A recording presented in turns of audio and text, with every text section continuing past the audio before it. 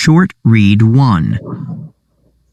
Remember to annotate as you read. The Structure of a Corn Plant by Mark Falconian. Maize, often called corn, is a plant species that is native to North America. First cultivated thousands of years ago by the early inhabitants of what is now Mexico, corn is an adaptable plant that can grow in different types of climates. As people migrated, they grew corn in other regions. As a result, the crop soon spread across the continent. Over time, humans developed varieties of corn plants for different uses. Today, corn is a major food source for humans and livestock, the animals humans raise in order to eat. It is also used to make medicine, to preserve food, and to fuel engines. Corn is a tall, green, leafy plant most often supported by a single stem, or stalk, that grows straight upward from a shallow root system in the ground. A typical corn plant will grow as tall as 10 feet and have as many as 20 leaves. The leaves grow from nodes that encircle the stalk. Each corn plant has female and male organs, or parts. The female organ is called an ear. The male organ is called the tassel. The ear usually grows out from a leaf node in the middle of the stalk. The ear contains a cylinder called a cob. The cob has rows of ovules, or eggs. The cob is enclosed in a leafy wrapping called a husk. A soft, thin, hair-like structure called a corn silk will grow from each egg. While the ear is forming, the silks will grow about an inch a day and emerge from the top of the husk. The tassel grows from the top of the plant after all the leaves have sprouted. The tassel is a group of thin branches with many small male flowers that release pollen. When pollen grains from the tassel fall on the exposed silks of the corn ear, pollination occurs. The male cells in the pollen grow along each silk to fertilize the female cells, or eggs. After fertilization, the rows of eggs grow into kernels. A single ear can grow up to 3 inches in diameter and 8 inches in length, and yield anywhere from 500 to 1,000 kernels. Each kernel is a single embryo that contains a new plant. The corn plant. Leaf. Collects sunlight for the plant. Stalk. Tough stem that supports plant. Roots.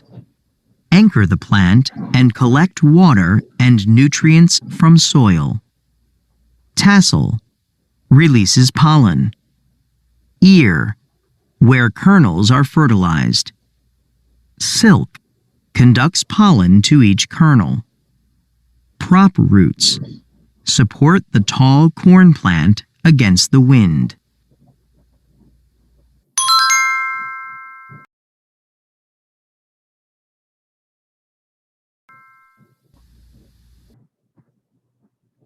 Short Read 2. Remember to annotate as you read. The Past and Future of a Crop by Amelia Melillo, Kelly Gold, and Brett Berger. Earth is a system in which energy from the sun constantly cycles living and non-living matter. This happens through various processes. For example, plants, such as corn, are called producers. They use the sun's energy to make food through a chemical process known as photosynthesis. Animals, such as humans, are called consumers. They eat plants, and other animals that have consumed plants, in order to obtain the energy they need to function. Photosynthesis. Water, oxygen, carbon dioxide, sunlight, water, minerals. Through photosynthesis, plants combine carbon dioxide and water in the presence of sunlight. This makes glucose, a type of sugar the plant can store and use as food. Before the emergence of civilizations, early humans hunted and gathered food. As people learned to grow crops for consumption, their relationship to these organisms changed. In the past, they simply gathered whatever was growing and ate it. Through cultivation, humans learned to grow certain plants. They slowly developed an understanding of how to breed certain seeds to yield more productive and desirable crops for consumption. Plant energy. Corn is one such crop that has been cultivated over time to produce optimum traits for survival and use. Today, corn is a major crop. It is used to feed humans and livestock. Therefore, corn is grown directly to provide humans with food energy, and has been for thousands of years. However, that is not the only kind of energy that corn provides. Over the past century, corn has also been processed into ethanol, a biofuel. It is burned to generate heat energy. This heat energy is in turn converted into a way to power car engines. The United States is the leading nation in corn production. There, more corn is used for ethanol than for food products. U.S. corn usage, 2010. 39% feed and residual, other. 36% fuel and ethanol. 1/3 recovered as feed. 15% export. 10% food and food products. The ethanol debate. In the United States, the issue of how corn crops are used has become a public debate. Should corn be grown as a food or as an alternative fuel source? Both sides give an earful in the following two opinion pieces. Clean Burning Corn is America's Future by Kelly Gold. America's energy consumption is at a record high. As the nation's dependency on fossil fuels increases, Americans have to make a bigger investment in alternative fuel technology and resources. One fuel source that stands out as a solution is ethanol, the corn-based biofuel. But only if American growers continue to support this new industry. There are a few good reasons why America should continue to devote its corn crops to ethanol production. The first is the sheer abundance of corn. In the United States, the world's leading producer of corn, ethanol is a sustainable resource that could continue to meet the country's energy needs well into the future.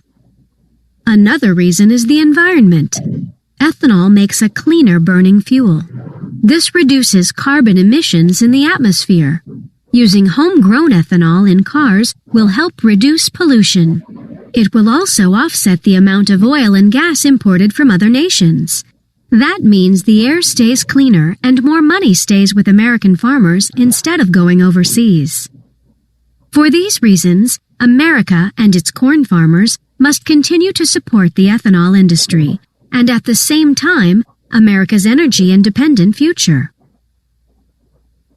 Keep corn on the cob, not in my car, by Brett Berger. Ethanol is not the perfect energy source some would have us believe. Ethanol is not the solution. It is part of the problem. America's corn farmers must get back to putting food on the table while scientists focus on finding a better solution to America's energy needs.